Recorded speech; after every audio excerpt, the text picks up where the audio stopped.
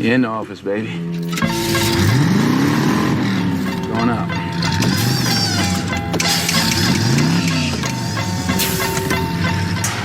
I said, rage!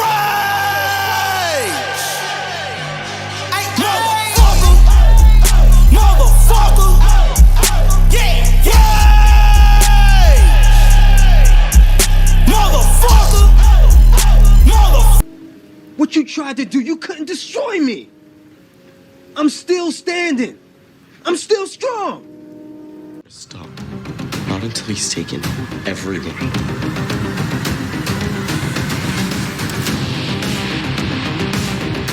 Let's do it.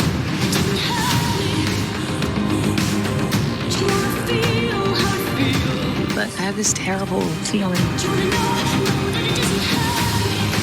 It might not work out for us this time.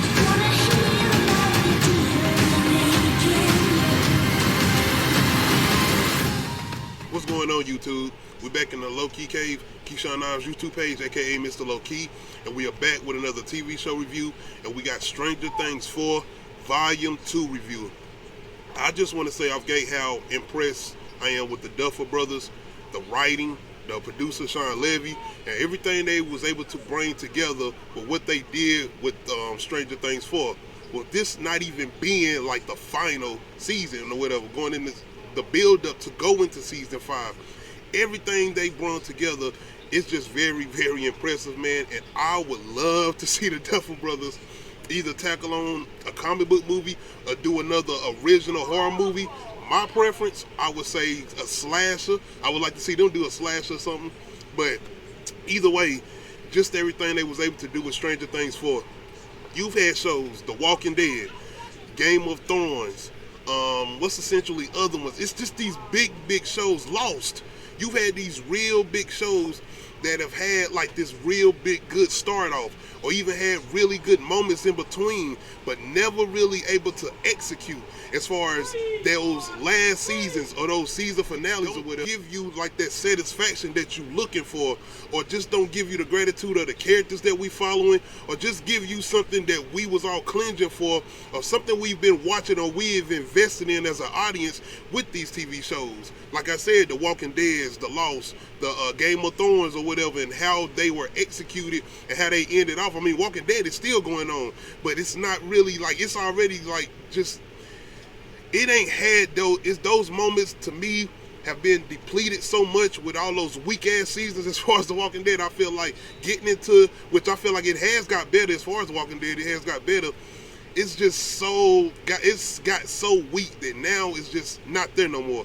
So having this type of show where it has such a long delay between seasons 3 going into Stranger Things 3 going into Stranger Things 4, it's all the more worth it, man, because you could tell that these guys sit back and they made sure they was going to get everything right, just right, before they let this out or before they actually release this. Because of course the pandemic and everything going on, stuff had led up at least about a year and a half ago, and I know they had completed most of the production, if not majority of this, if I'm not mistaken. But not only the fact that they would go back in and think about the whole Kate Bush song. You know for a fact that they went in and re-edited that song into these scenes or whatever, just to get that, especially that episode 9 off or whatever. So it's just it's just great to see what the Duffer Brothers have been able to put together, being fans of certain TV shows and being the satisfaction that we getting from this one. Shout out Netflix, and the fact that I'm hoping we're not going to have to wait too long for Stranger Things 5. But I just wanted to talk about that a little bit, just off of how many of these shows we have got, these real big shows, and we have not really got a good execution. And I feel like Stranger Things is going to be that show to actually pull it off. Almost in a way, even Breaking Bad, I feel like was able to do it. Breaking Bad was a show that was able to kind of pull off that execution and leave us with some type of satisfaction or whatever. But going into this, man, we are back. Stranger Things Volume 2, what we've been waiting on. Shout out to the Freddy, man. And you know I had to bring the Freddy references in here with our villain Vecna, pretty much taking a lot from Freddy Krueger and a little bit from that Pennywise. But we go into episode 8 pretty much with Nancy still in the nightmare realm as far as Vecna coming after her. But come to find out, Vecna's really not coming after her. He's really trying to send a message to Nancy. Basically, not even a warning, but a prediction that he wants 11 to see. And Nancy is pretty much his messenger, and that's what he's doing as far as Vecna. So once Nancy ends up coming out of this phase that Vecna has her in, she pretty much lets the everybody know as far as who is still in Hawkins, what's going on, and what's Vecna's plan. So now you have our fellow Hawkins residents pretty much preparing to battle, and they're figuring out more of Vecna's plans. So pretty much what Nancy ends up seeing is Vecna open up certain gates, and this involves the kills he has done. So he's pretty much needing one more kill to open up 4 gates. So that's where we get into them pretty much making a plan to go back to the Upside Down. And this is Eddie and Lucas, Steve. Who else we have in Hawkins? Nancy. Max, Eddie, Dustin. I don't know. But we are essentially getting everybody prepared to go into battle to go back into the Upside Down against Vecna. Had to bring my baby girl in here, my oldest.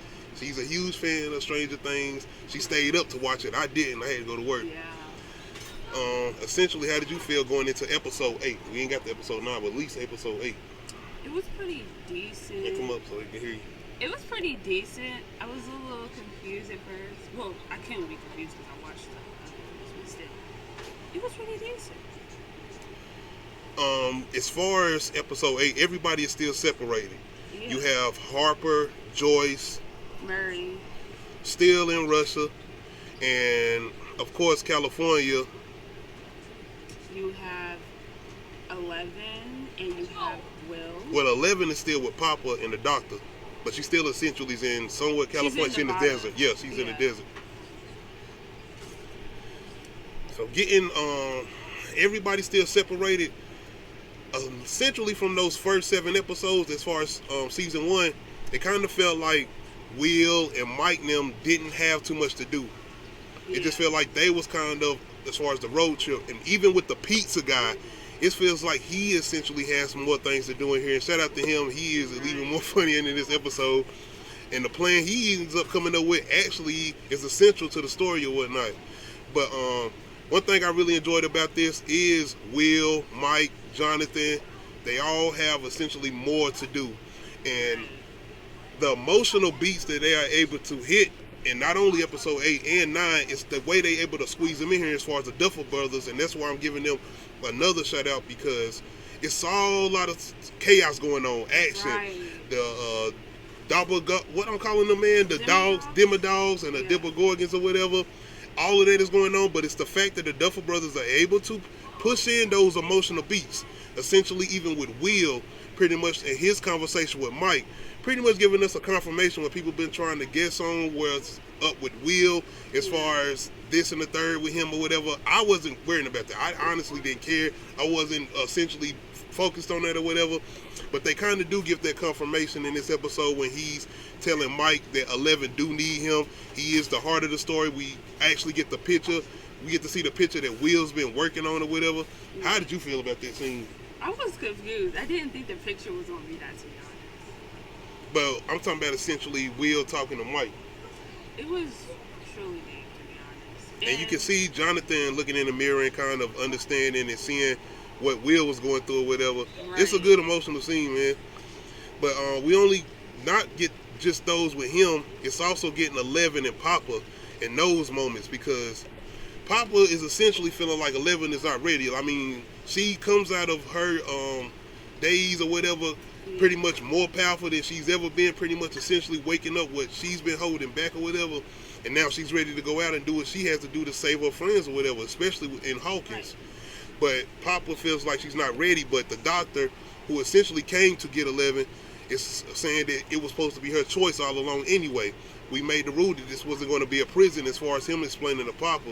And me looking at this, I was kind of like looking at Papa saying, is he right? Because I don't feel like, is she going to try to go in this not prepared? Because he essentially might know, but it kind of makes us not like this nigga again, as far as Papa. Right. It's what he does, man, and it's the fact that 11 and what she's trying to do, especially, and I forgot about these guys as far as the army. because now we got them coming in and closing in on 11 because they're essentially feeling like she's the cause of these new deaths that has been happening. Essentially, we know that it's Victor or whatever, but they think she's the cause of them or whatever. So, in my perspective, yeah. How did you feel essentially about 11 and Papa's relationship, especially with him trying to stop her from essentially going and leaving? I don't know, because again, it's like you don't know if he's telling the truth or not. That's it, because I was kind of that person sitting back, is he right? Is she not ready? But did he have his own selfish agendas? Right, because also from the past it explains that. Yes. Well, from Henry's perspective. Henry, aka Vigna, aka One. Yeah. But essentially, the army does show up, and they pretty much are coming after 11. And I really like this action scene. It really shows you how efficient the army military people were, especially how ineffective that people were who were supposed to be like military trained or whatever that Papa and them had and the doctor and them had that was supposed to have been basically protecting the layer or whatever. But the way they came in maneuvering or whatever, the military people, it was a really good action sequence. And the way they came in shooting and ducking or whatever, and with the shields or whatever, I really like that scene. And it just showed you how efficient the military guys were at that point. But it also gave us a moment with Papa. I mean, it was his fault that 11 was under the status that she was as far as kind of unconscious, and he had the little neck thing around her or whatever. But they essentially are trying to make their whole escape plan or whatever. And it's in this moment where Papa is pretty much shot down by the helicopter, and this is the military coming in, and the doctor, who pretty much Papa has got captive because he doesn't want 11 to leave. This is where our military guys come in, and they're pretty much trying to have an exchange as far as the doctor telling them, look, if 11 is the cause of these deaths, he'll put her back under a coma or whatever, but if she's not, we are going to need her help. But the military niggas is not trying to hear none of that. And they said, take the shot, shoot 11. And this is where we get one of the best scenes in episode 8 as far as 11 showing you just how powerful she has become and showing you her full strength. The way she's able to pretty much take down a damn helicopter. How did you feel about that scene in the desert? To be honest, it was awesome. I didn't really care about, like Papa's death because yeah, it just didn't really settle. I feel what you're saying about Papa. I kind of got into a moment though with them because I feel like when he said that thing initially with 11 saying you are my family, it was almost like that's essentially is his only family because it kind of felt like that was essentially his whole life or whatever. And even with the thing with him and Henry was already evil as far as Victor. As a child, like he was already on demon time. I mean, literally. Thought that he wasn't, but he truly was. Definitely. Thinking he was helping people. That scene, I'm not going to say I care too much with Papa because especially with everything that happened leading up to that scene because it was your fault putting 11 under the whole thing and giving her that shot in her neck when she could essentially saved a lot of y'all more than likely as far as from the military guys. So I feel like I'm kind of curious on what they're doing with them because we're going to get into some things as far as episode 9, but it's the thing as far as the military guys keeping the doctor. So how is that going to play moving forward? I am curious about that because we essentially don't get no more from them moving forward or whatever. But other than that, as far as 11 taking down the helicopter, we have Mike, Will, Steve and them showing up in the pizza van and the pizza man coming in and we get the reunion. Well, kind of, they wasn't apart too much because, 11 was staying with Will and them, but, Mike had just showed up. So we do get that reunion with them, and it's a really good scene between them. So then we going back over to getting our guys prepared as far as Lucas, Max. Shout out to Lucas' little sister, man. She coming through in the clutch. Right. She is definitely, so this is another thing I love about Volume 2, and not only that, Duffer Brothers, the way they essentially are able to bring all these characters together. It's a lot of characters, including new characters. The new characters, Eddie, man, the characters, we are caring about these characters that we're just now getting in this season, even though it's going into Stranger Things 4 or whatever. But it's the way they able to bring everybody together and the fact that we are caring and we ready to see these guys go into battle, but we don't want to see nobody die.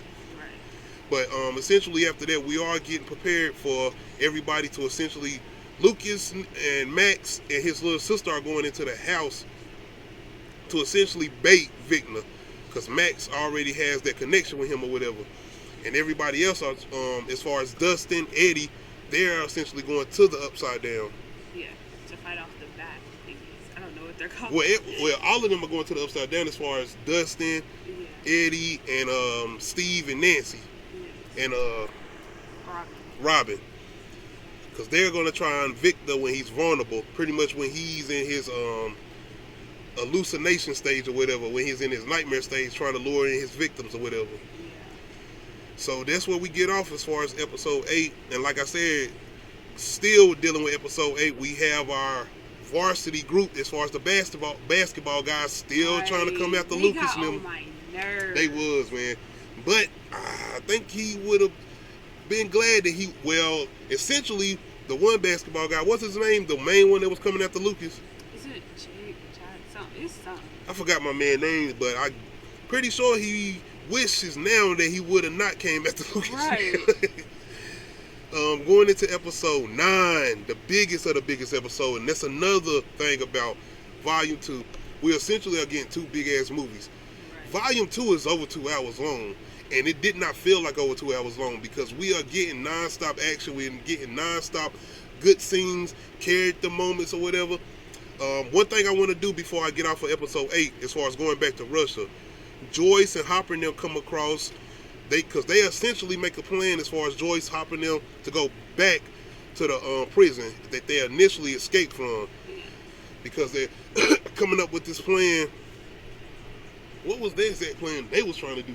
I think kill the rest of the Demogorgons or something. No, it was something about, they was not only that, but they was trying to get back because of the helicopter was still broke down or whatever. But they come across Demodogs as far as in the Russian military facility, the laboratory or whatever. But not only that, they come across like this shadowy type thing, but like this whole, like, it's almost like you remember Lost, and you remember the dark cloud that would come around or whatever. Yes, it's the mist. I think they call it the mist or something. You watched Lost? Yeah. Oh, okay. Well, yeah, it's this little mist thing they got locked up or whatever, and it almost essentially took me back to the Mind Flayer, because I remember the Mind Flayer, whenever he would essentially was messing with Will, he was kind of almost like this dust particle or whatever, but it was real curious, and I'm like, what the hell is this? What is this? Like, I see the little demagogues that got locked up. It almost took me back to Aliens, honestly, the way they got them like in the little liquid cubicles or whatever, as far as the demodogs or whatever. But this whole dust particle or whatever that's floating around, seeming like it have his life of his own, as far as what Joyce and Hopper and Murray come across. I was real curious about that. Going into episode 9, which essentially is our season finale as far as Stranger Things 4, which is the biggest episode of Stranger Things, man. You talking about emotional moments, you're talking about impact. This episode was a roller coaster ride from the beginning to the end, and once again, it was over 2 hours, man.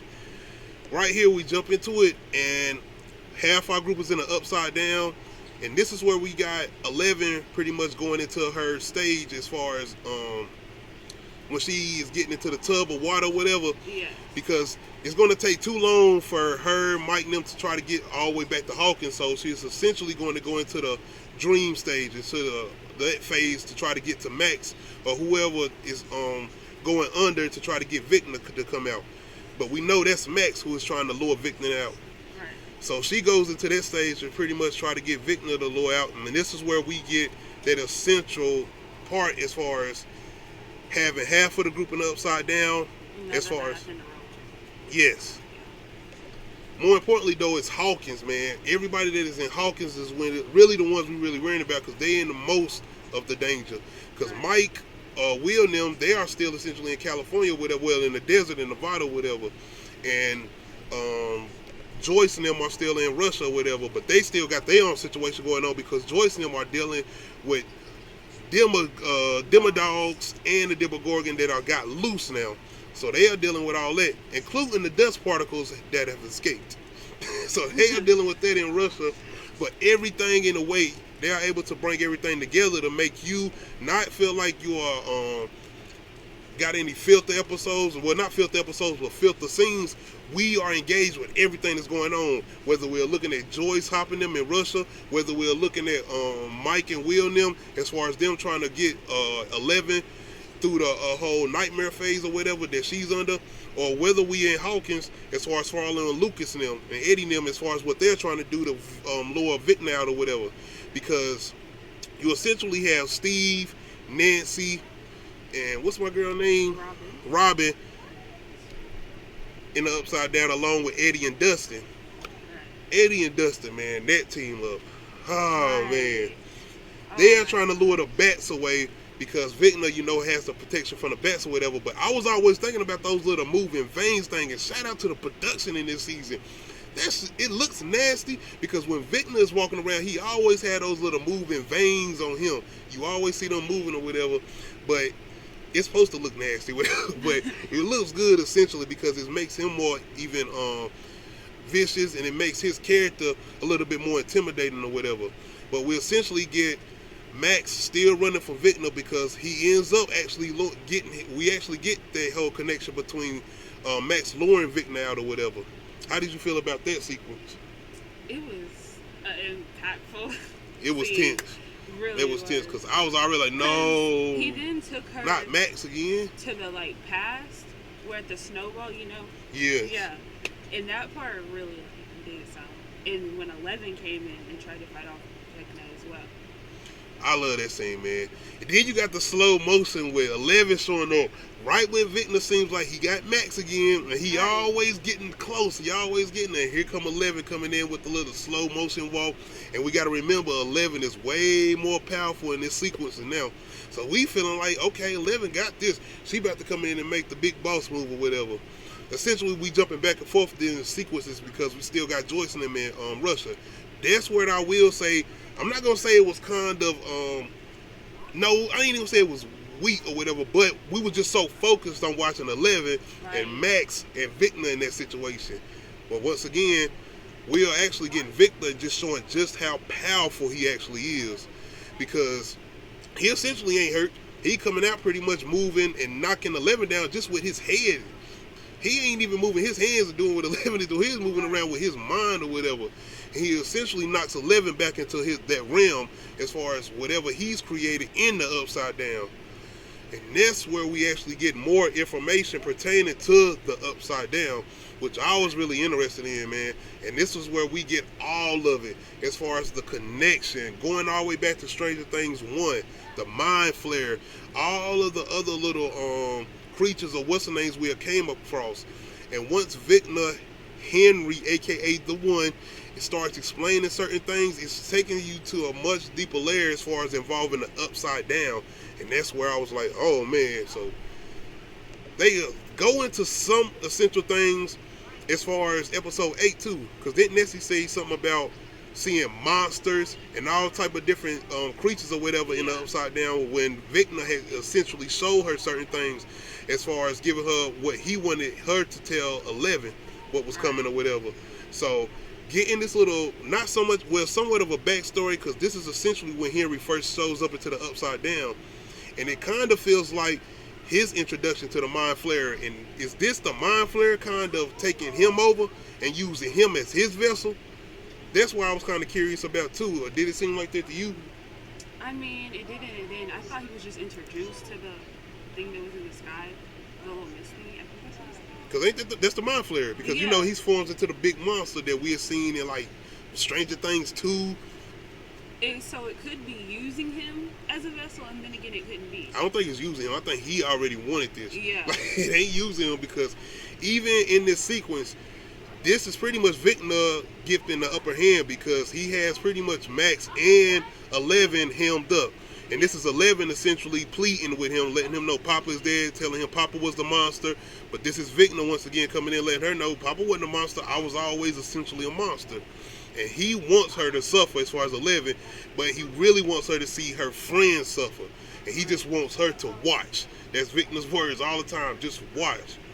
And this is where we get one of the most intense scenes, man. We are going back to back. We getting Hopper in a real intense scene fighting a demo dog. With the sword? No, that wasn't it. That's when he was running. Oh. And that's when the demo dog was jumping on him or whatever. Then we got Eddie essentially trying to make his sacrifice to lead the bats away from the part as far as Dustin them trying to get out or whatever. So he stays in the upside down leading the bats away or whatever. And we got him into a big tangle fighting the bats. And there's 3 essential battles going on, man. As far as Vicna, Max 11, Eddie, and the bats. And we got Hopper and the demo dogs. And then this is where we get it. This is where we get Max. And it's like, not this time. We can't say this is not going to happen this time. And all you got is Kate Bush song playing in your head. Like, no, give her the headphones. But we forgot that my man stepped on the headphones because Lucas is in the middle of a fight between the varsity guys or whatever, the varsity basketball team. And they are out there chasing his sister or whatever. So we got that still going on. And this is where we get Vicna actually, essentially, almost getting Max. We're talking about her arms breaking, legs breaking, essentially her eyes start to bleed or whatever, and it's one of the most intense moments, yelling at the TV, no, Max, I'm standing there like Lucas. I'm sitting there like Lucas, Max. I was crying. Yeah, it's a very emotional moment, and then we got to go over to Eddie getting bit up by the bats. I'm like, oh, man, they getting us, man, they're getting us, but essentially, this is where we get one of our big scenes with Mike and him pretty much, but really with Will too, because Will is essentially talking to Mike, letting him know you are the heart, and that's what you got to tell 11. And this is where we get Mike coming in, pretty much coming to 11, yelling at her, telling her, you are the heart, you are the hero, fight, fight, fight. We all yelling, we all with Mike, fight 11, fight, come on 11, come on 11, no, don't let him take Max. And this is where we get it. 11 finally fully reaching her potential, knocking Vicna off of his pedestal where he feels like he's about to take Max. But even in that moment, Vicna's still talking his shit, letting us know like, y'all have lost. You don't even know. This is just the beginning. And even in that moment, Vicna is feeling victorious. And this is where we get Nancy, Steve, and Robin showing up to Vicna when he's in his vulnerable stage as far as still under the well, not under hypnosis, but that's when he's in his nightmare stage as far as in the dream sequence or whatever. And they're in his vulnerable body moment, and that's where we get Nancy and them coming in pretty much throwing the flame things at him or whatever, the Molotovs or whatever. And we get Nancy in her shotgun moment. I think she did this in Stranger Things Volume 2. I can't remember, but Nancy has essentially had a little shotgun moment.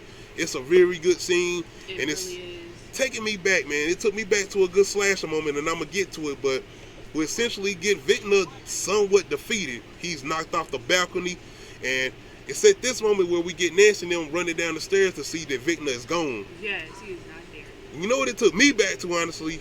Halloween, 1978. I think, was it Halloween 78? I don't know, but it was the first Halloween. And you know when Dr. Loomis had shot Michael Myers, and he fell off the balcony, but then he came back and looked at it, and Michael Myers was like just gone. It was almost like they kind of gave it kind of a little montage to that or whatever. So shout out to that scene or whatever. But besides that, we get very emotional moments between Dustin and Eddie. Eddie essentially dies. It's emotional, man. Then we get the moment between Max and Lucas. Max is pretty much can't feel her arms. He's essentially can't see. And you even have 11 there, but 11 is there in the dream sequence stage or whatever, and she can see Max and everything that's going on with her. But we get something from 11, where it seems like it's an ability that we haven't seen, where it essentially seems like she's trying to heal Max or whatever. But then we cut 2 days later. Before we even get to the 2 days later, though, we essentially get the gates opening up that everybody was talking about as far as Vicna and if he give his 4th kill. Because essentially he does kill Max.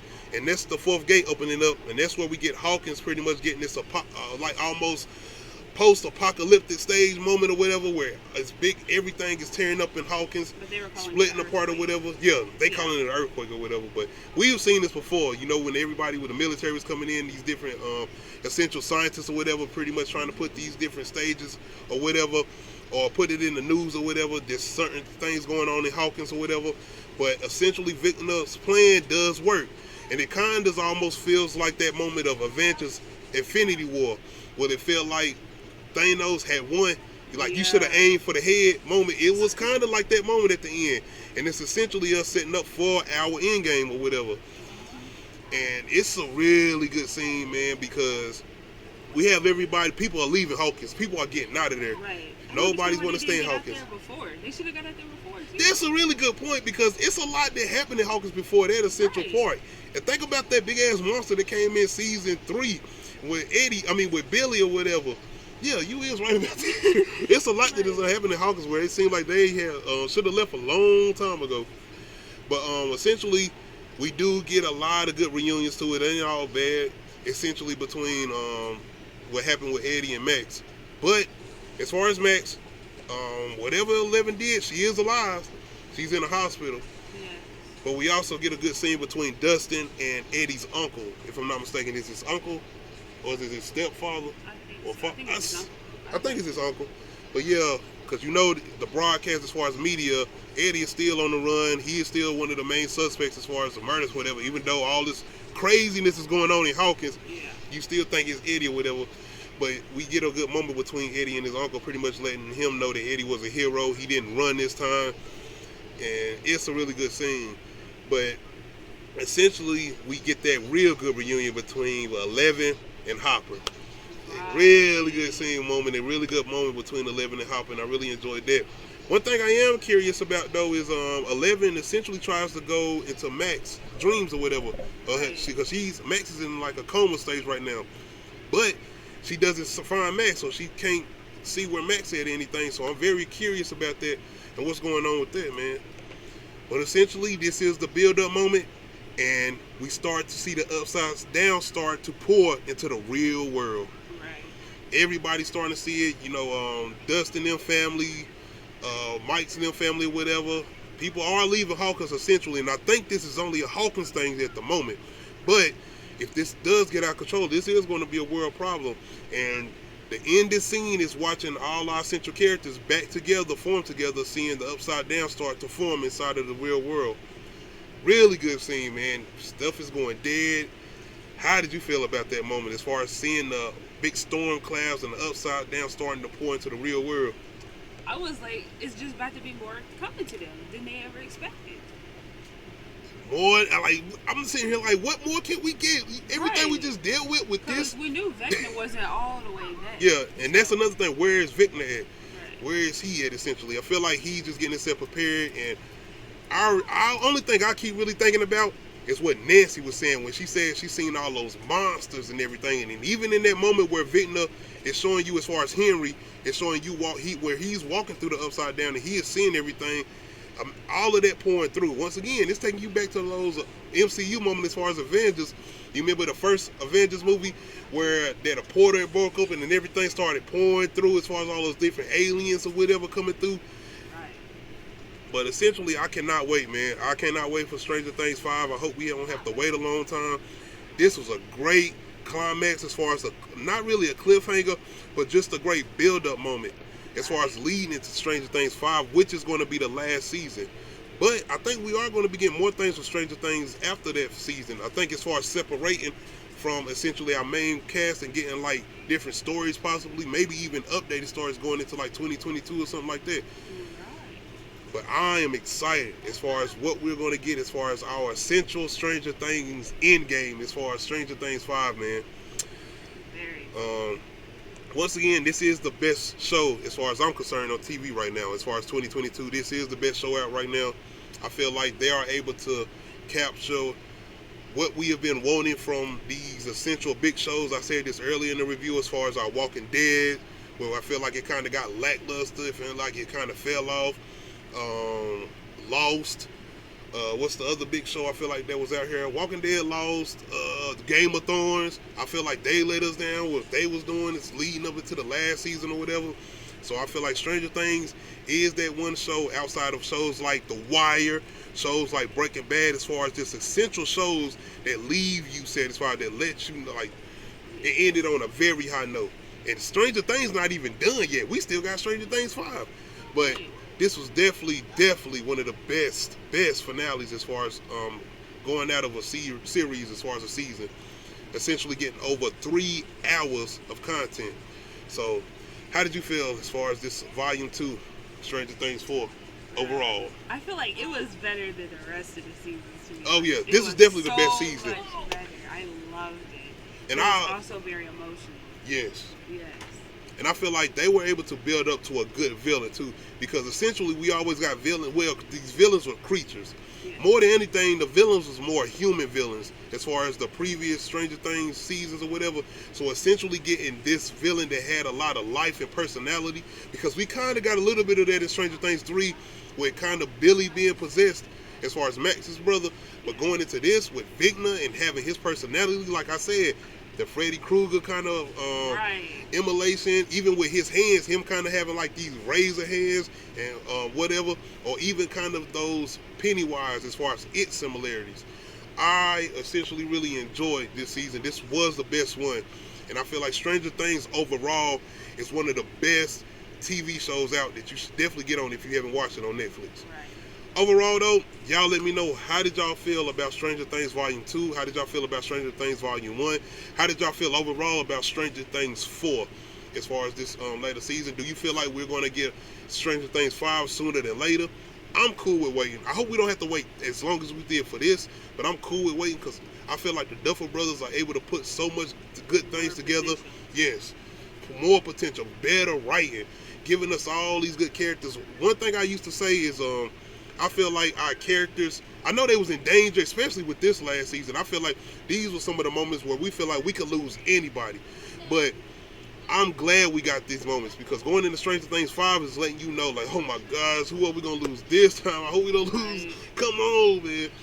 Y'all let me know essentially, though, how y'all feeling as far as Stranger Things 4 Volume 1 and 2. Let me know in the comment section. Make sure you hit that like button. If you're not subscribed to the channel, make sure you hit that subscribe button. This is the road to 600 subs. Make sure you hit the notification bell to let you know when I upload new videos. Other than that, we out.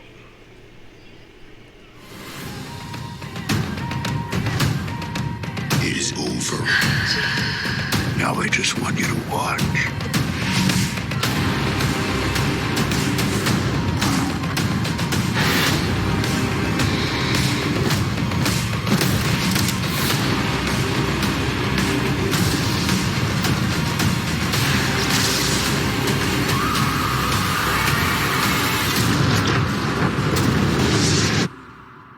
Your friends have lost. So I went out there broke. I wasn't even thinking about acting. I was just thinking about surviving. But such is life. I ended up doing it, what I love the most. I ended up doing both of those things.